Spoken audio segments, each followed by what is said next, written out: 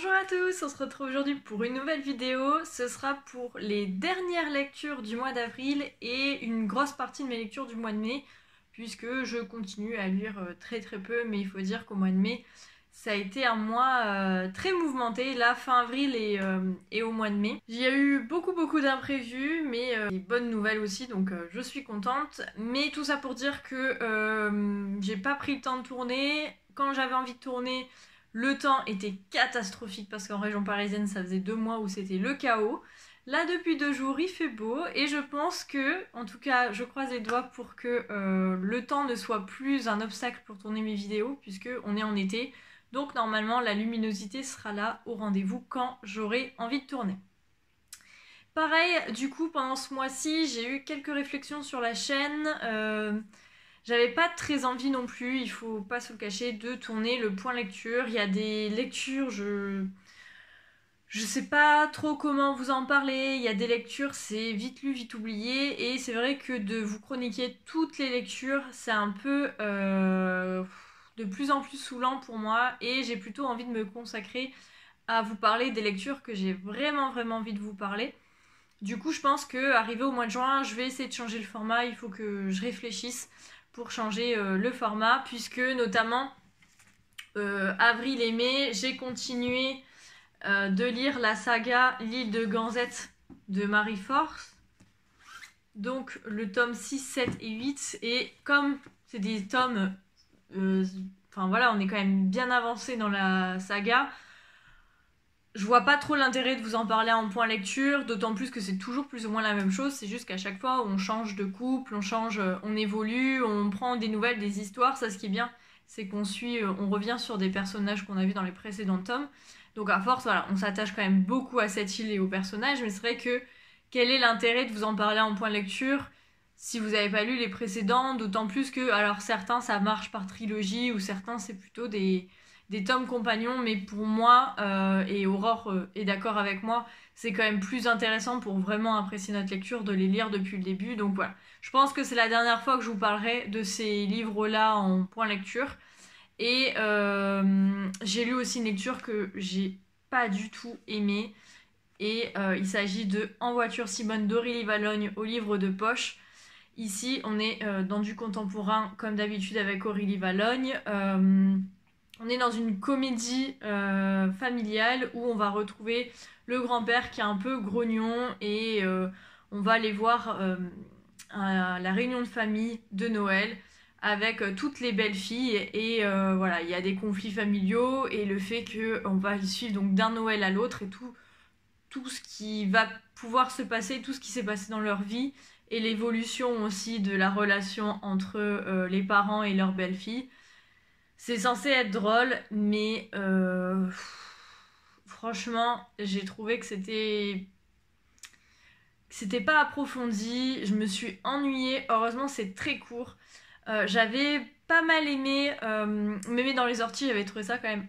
Enfin, j'avais trouvé ça assez drôle, même si je l'avais lu d'une traite en 1 heure, 1 heure et demie, un truc comme ça. C'est des romans qui se lisent très vite. Mais celui-ci, franchement... c'est sûr que je le garderai pas. Il m'en reste un de l'auteur qui est Minute Papillon. Et j'avoue, je pense que si je le lis pas là, très vite, je vais aussi le sortir de ma pile à lire parce que c'est vrai que entre Mémé dans les orties qui était bien, mais ça allait. Et je me suis dit, c'est un premier livre de l'auteur. Mais là, en fait, c'est toujours la même chose. Autant qu'Arène Pont, il y a un moment, je m'étais lassée parce que je trouvais que c'était plus ou moins la même trame, mais c'est plus ou moins la même trame, mais je m'attache énormément à ces personnages, je rigole, je suis émue, que là, ça se lit vite. Voilà, ça se lit vite, mais aussi vite lu, aussi vite oublié. Donc pour moi, en tout cas, celui-ci, c'est pas du tout celui de l'auteur à lire. Le seul que j'avais beaucoup apprécié parce que les personnages m'avaient ému, c'était Au petit bonheur la chance. C'était le premier que j'avais lu de cet auteur. Et là, c'est vrai que j'avais apprécié. Mais voilà. Je vous en reparle de Minute Papillon si je l'aimais. Si vous ne le voyez pas, c'est soit je l'ai pas lu, soit c'est le même avis que En voiture Simone. Ensuite, au mois d'avril, j'ai lu Fahrenheit 451 de Ray Bradbury chez Folio SF. C'était pour le mois de la SF organisé par Céline Lecture. J'avais prévu 2 autres lectures, mais finalement c'est le seul que j'ai lu, je crois, au mois d'avril. Et j'ai été plutôt surprise parce que je connaissais forcément ce livre, mais je l'avais jamais lu, même pendant ma scolarité. Et ici, le gros résumé qu'on connaît, c'est que dans cette histoire, les pompiers, au lieu de venir pour éteindre le feu, sont là pour mettre le feu. Et le but est de brûler aussi tout ce qui est livres, culture. Et moins la population se renseigne, moins la population lit de livres, plus elle est soumise au gouvernement et à la société. Comme tout ce qui est culture, etc., c'est dangereux, mais pour toutes les sociétés et dans tous les siècles, les pompiers sont amenés à se déplacer quand ils sont au courant qu'il y a une bibliothèque ou un particulier qui a des livres chez lui pour brûler la maison en général et tout ce qu'il y a dedans, jusqu'au jour où un pompier Montag va se questionner, va se remettre en question, va remettre en question ce qu'il fait, son métier, et essayer d'imaginer un monde avec la culture, la littérature, etc. Voilà, il y a des choses qui se créent, qui se passent dans le monde, dans leur monde en tout cas, qui fait qu'il va être interpellé, il va se mettre à réfléchir. Et c'est là où je me suis dit qu'en fait c'était un livre beaucoup plus profond que je pensais et j'ai apprécié. Je ne sais pas si c'est un livre que je retiendrai précisément longtemps, mais en tout cas je sais que le sentiment que j'ai eu en le lisant, ça je m'en souviendrai et que je serai amenée plus tard à le lire ou à le conseiller. Parce que j'ai trouvé que en plus, la SF, c'est pas du tout ma came et j'ai un peu de mal dans tout ça. J'avais notamment pas trop apprécié 1984, ils sont souvent comparés l'un et l'autre. J'avais pas du tout aimé le style de l'écriture, que l'écriture de Ray Bradbury, j'ai beaucoup aimé. Donc il faudrait peut-être que je me renseigne pour d'autres livres. Il me semble que j'avais vu, je ne sais plus chez qui, Chronique livresque peut-être, je sais plus. Qu'il avait écrit aussi Chronique martienne et un autre dont j'ai oublié, mais voilà, c'était le plus connu de cet auteur, donc c'est pour ça que je me suis lancée dedans et j'ai apprécié. Donc voilà, je pense que j'essaierai, si j'ai l'occasion, si je le trouve en médiathèque ou en occasion, de prendre un autre livre de l'auteur pour voir. Fin avril, j'ai lu La Maison des Égarés de Julie Kebler chez Belfond, puisqu'on avait un book club avec la maison d'édition. Et au final, j'ai pas participé, mais en tout cas, ça m'a permis de le lire. Je l'ai lu en 24 heures. J'ai beaucoup aimé. Ici, on se retrouve dans une maison pour jeunes filles, dans la petite ville de Baracha, au Texas, qui est un refuge pour toutes celles dont la société ne veut plus, les filles mères, les épouses abandonnées, les prostituées, les droguées. Et c'est un endroit en fait où ces femmes sont accueillies pour se reconstruire et en général elles ne restent pas à vie. Dès qu'elles ont réussi à se reconstruire, à trouver un travail, etc., elles prennent leur indépendance. Mais c'est vrai que c'est un foyer qui permet de les aider. Et notamment, alors je relis parce que ça fait très longtemps, donc les personnages, tout ça, autant vous dire que j'ai oublié. On va suivre notamment deux jeunes femmes, Lizzie Bates et Mattie Corder, en 1904. Entre les deux mères en perdition va se tisser un lien unique, comme un pont capable de les conduire ensemble vers un avenir meilleur. En fait, on va suivre en plusieurs temporalités, en plusieurs points de vue. On va suivre notamment le point de vue de deux jeunes femmes, donc Mattie et Lizzie. Ils sont deux jeunes femmes en 1904 qui ont été recueillies par ce refuge, qui ont des vies différentes, mais qui en gros sont deux mères-filles. Et leur vie va complètement être bouleversée, notamment l'une d'entre elles. Malgré tout, elles vont rester hyper unies jusqu'au bout. Presque un siècle plus tard, voire même plus d'un siècle plus tard, il y a une jeune fille qui va tomber sur des archives qui parlent de cette maison des égarés. Elle s'appelle Kate Sutton et elle va beaucoup s'intéresser à ce lieu, elle va faire des recherches et elle va déterrer, si je peux dire, l'histoire de ces deux femmes et de cette maison des égarés.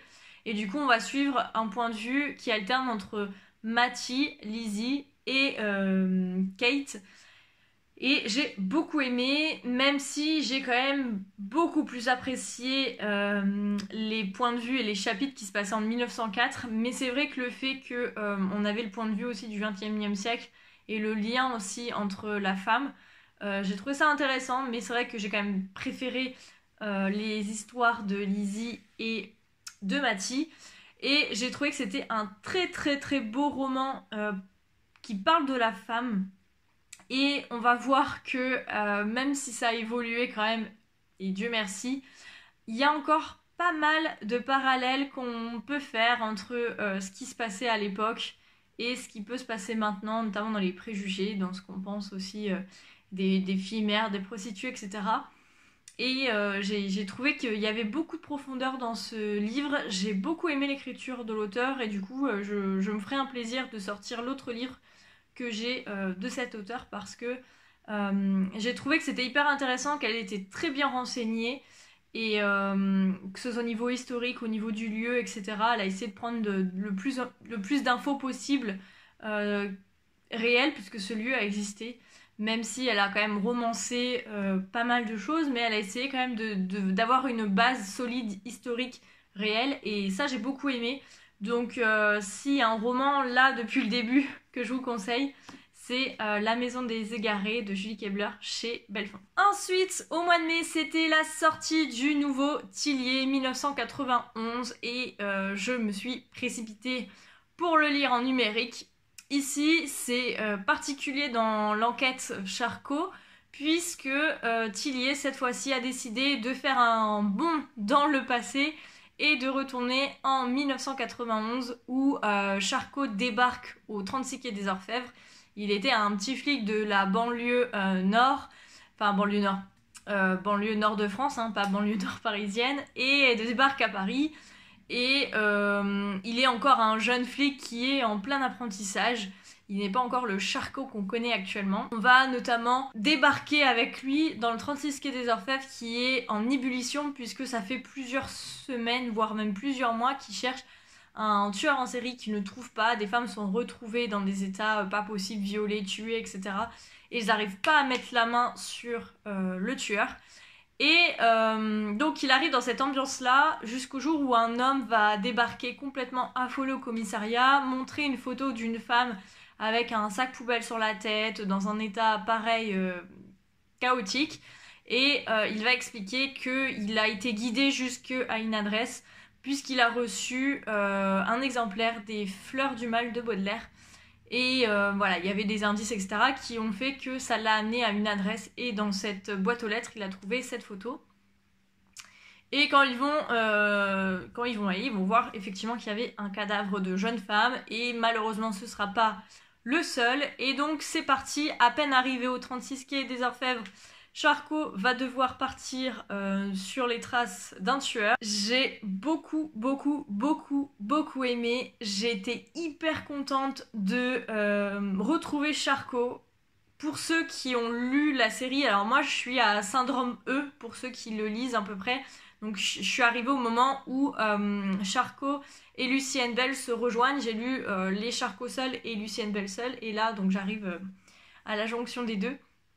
Mais du coup, j'ai lu les 2 ou 3 premiers livres avec Franck Charcot. Et c'est vrai que du coup, on suivait l'évolution. Et là, on retourne dans le passé. Donc, on a ce côté nostalgique où on retrouve les personnages du début. Et voilà, j'avais envie de dire quelque chose, mais j'ai peur de spoiler parce que c'est quand même un élément très important du premier livre de Charcot qui était Train d'enfer pour Ange Rouge, que je vous conseille d'ailleurs, qui est pour moi un des meilleurs de Franck Tillier. Et du coup, voilà, pour ceux qui connaissent la série, ça a un petit goût de nostalgie par rapport à ça.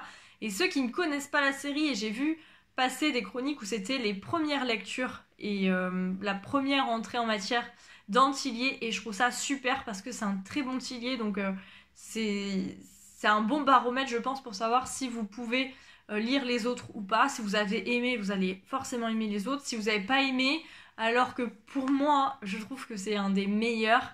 Voilà, c'est que c'est pas forcément votre cam, mais tout y est. On est dans l'ambiance. L'ambiance, alors c'est vraiment la période où moi je suis née, du coup, c'est vraiment particulier, mais on s'imagine très très bien l'ambiance de l'époque, on sent qu'il y a quand même une différence, que 30 ans sont passés et que forcément il n'y a plus les mêmes choses, mais j'ai tout aimé en fait, le côté nostalgie, le côté ambiance, l'enquête comme d'habitude qui est hyper top.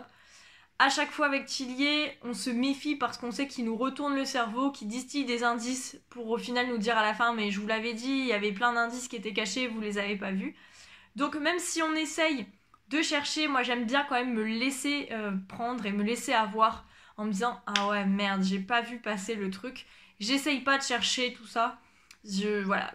Moi quand je lis un Tillier, je sais que je me laisse embarquer dans l'histoire et je le lis super vite sans m'en rendre compte. Donc c'est ce que je cherchais et c'est ce que j'ai trouvé avec 1991. Donc vraiment je vous le conseille à 100 000% de lire ce livre très bientôt si vous le pouvez et que vous ayez ou pas déjà lu du Franck Tillier, je pense que vous pouvez qu'aimer ce livre, donc allez-y. Et le dernier que je vais vous présenter, c'est un service presse que j'avais reçu de la part de Librinova. Il s'agit de À la croisée des chemins, rendez-vous avec son destin de Marie Irekrem. J'espère que je ne me trompe pas sur la prononciation du nom. Ici, on est dans un roman contemporain où on entre dans l'histoire avec... alors j'ai oublié le prénom de la jeune fille, mais avec cette jeune femme qui est adolescente et qui vit ses premiers amours, etc. Et dès le départ, dès les premières pages, elle est face à un événement très important dans sa vie qui est décisif en fait. Elle doit prendre une décision qui est décisive pour le reste de sa vie. Donc on sent que déjà adolescente, la vie n'a pas été forcément facile pour cette jeune femme. Et il y a voilà, un saut dans le temps et on se retrouve donc à l'heure actuelle où elle a une petite trentaine d'années. Elle est toujours avec son amour du lycée. Ils ont 2 enfants. Elle a un job, voilà, il n'y a rien de particulier dans ce job-là, tout se passe bien. Et même si tout va bien en apparence, on va voir qu'à l'intérieur, il y a beaucoup de réflexions qu'elle se fait sur sa vie. Son couple va pas forcément très bien et elle va être face à des questions sur sa vie, des réflexions à différents niveaux et j'ai été très surprise parce que je me suis laissée prendre dans le livre, je l'ai surkiffé, je l'ai lu en une journée. Je me suis dit entre le thème du départ, le fait que c'est une femme mère de famille, je me suis dit, j'ai rien qui fait que je vais accrocher. Et j'avais pas du tout relu le résumé. Donc pour moi, dans ma tête, c'était un young adulte. Donc quand j'ai commencé le début, j'ai vu effectivement c'était une ado et tout. Je me suis dit, bon. Et rapidement, on passe dans sa vie adulte. Et là, je me suis rendu compte que c'était des thèmes, même si j'étais pas dedans, qui me parlaient quand même. Des réflexions qui m'étaient déjà arrivées ou qui m'arrivent en ce moment. Et j'ai trouvé ça hyper intéressant, j'ai apprécié l'écriture de l'auteur, je me suis accrochée en fait, c'est peut-être ça aussi, c'est que je me suis très vite attachée à cette femme et on voit que ses choix sont pas faciles, on voit que même si la raison et la société nous diraient de faire quelque chose, que c'est ça aussi qui est très marqué dans ce roman-là, c'est qu'un événement va être vu de plusieurs points de vue. Et selon le point de vue qu'on a, forcément, on n'a pas la même réflexion, ça n'a pas le même impact. Et c'est là où c'est compliqué et qu'au final, c'est toujours au fond de toi. Il faut t'écouter et seule la personne sait ce qui est vraiment bon pour elle et ce qu'elle doit faire. Et que écouter les autres, c'est bien, mais c'est pas 100% de la prise de décision. Et là, on va voir notamment quand un ancien ami du lycée ou du collège, je sais plus, va revenir et qu'elle va avoir cette histoire d'adultère où tout va se bouleverser. Elle qui avait une vie parfaite, voilà, elle va se rendre compte que sa vie n'était peut-être pas si parfaite si elle a réussi à aller prendre un verre avec cet homme. Et plein de choses vont se passer. Voilà, j'ai beaucoup aimé. J'ai été très surprise parce que, comme je vous l'ai dit, je m'attendais à rien du tout de cette histoire et plutôt à une lecture très légère de young adulte et au final pas du tout, on est vraiment dans de l'adulte avec des réflexions très poussées, une magnifique écriture que j'ai beaucoup aimée. Donc voilà, si vous cherchez un livre qui parle de la femme, de la maternité, de la réflexion, du changement de vie, voilà. Tous ces thèmes-là, je vous conseille de lire À la croisée des chemins, Rendez-vous avec son destin de Marie-Éric Remm, oui, qui est auto-publié grâce à Librinova, donc que vous pouvez retrouver dans toutes les librairies, Amazon, Cultura, etc. à la commande, en e-book ou en papier. Je pense qu'il est disponible aussi en papier. J'ai oublié, j'ai encore une autre lecture que j'ai faite hier, du coup je vais vous l'inclure dedans. Mais comme c'était en numérique, je ne me l'étais pas noté. Il s'agit du livre Là où vont les belles choses de Michel Saxe qui a été publié chez Belfond. On est dans du roman noir, thriller roman noir, où on va être aux États-Unis avec une jeune fille. Donc tout va se passer du point de vue de la petite fille qui a, alors je sais plus si elle a 7 ou 9 ans, mais en tout cas elle est très petite. Et son papa va arriver chez elle, il va lui dire qu'en fait il l'emmène en road trip surprise pour voilà, une surprise à la fin. Donc elle va partir avec son père sur les routes et son ami imaginaire, ami imaginaire. Et on va suivre ce road trip très particulier parce que plus ça va avancer, plus on va voir que le père n'est pas forcément ne veut pas forcément que du bien. Il y a quelque chose derrière ce road trip, c'est pas forcément emmener sa fille pour ça. La petite, malgré son âge, va se rendre compte qu'il y a quelque chose qui va pas. Elle va demander beaucoup sa maman, c'est normal, ça reste une petite fille. Et elle va voir qu'à chaque fois son père lui donne une excuse. Il change sans cesse d'hôtel. Il faut jamais qu'elle dise qui elle est aux inconnus, etc. Et elle va se rendre compte que malgré tout, il y a un truc qui va pas, que son père n'est pas normal. Elle va même craindre à certains moments son père et du coup, voilà, on va la suivre. C'est un très court roman, ça se lit hyper vite, mais c'est très prenant. On s'attache énormément à la jeune femme, même si pour moi, j'ai compris plus ou moins ce qui s'est passé très rapidement quand on voit de notre point de vue d'adulte. Mais c'est vrai qu'on est tellement... on a tellement peur pour cette petite fille, on se demande ce qui va lui arriver, qu'est-ce que son père a dans sa tête, parce que quand il l'emmène, on ne sait pas vraiment ce qu'il a lui derrière sa tête, puisque tout le long du livre, on suit le point de vue de cette petite fille. Donc voilà, on ne sait pas trop au départ ce qu'il en est, mais alors peut-être avec notre expérience d'adulte, notre recul, et nous aussi quand on lit beaucoup de livres de ce genre, on se doute un peu. Mais voilà, c'est un court roman, mais alors c'est impactant. Je l'ai lu complètement au hasard, c'était pas du tout prévu, et j'ai eu l'occasion de le voir en numérique, donc je me le suis pris. Et en fait, j'étais tellement à fond dedans que je l'ai lu d'une traite, et j'ai beaucoup aimé. Cette petite Dolly, je m'en rappellerai beaucoup. La fin est très émouvante, du coup, voilà, si vous aimez bien ce style-là de roman noir thriller, je pense que vous pouvez aimer, et je l'ai vu nulle part. Alors après, c'est encore une sortie très récente. Il est sorti il y a une dizaine de jours, je crois.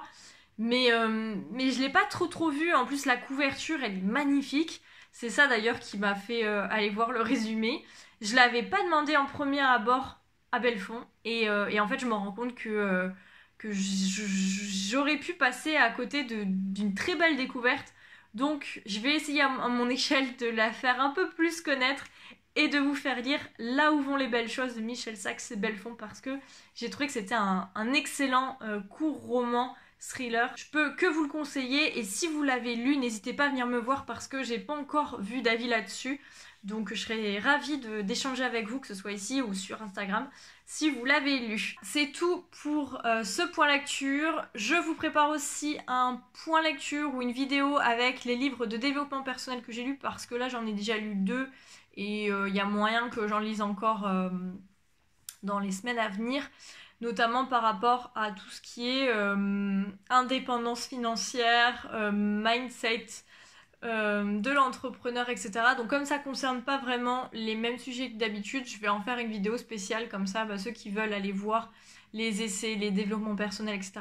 pourront accéder à cette vidéo, et ceux qui sont intéressés que par les fictions et les livres que je lis habituellement, vous n'êtes pas obligé d'aller le voir. En attendant, je vous laisse, je vous souhaite de très bonnes lectures, et je vous dis à la prochaine pour une nouvelle vidéo. Ciao!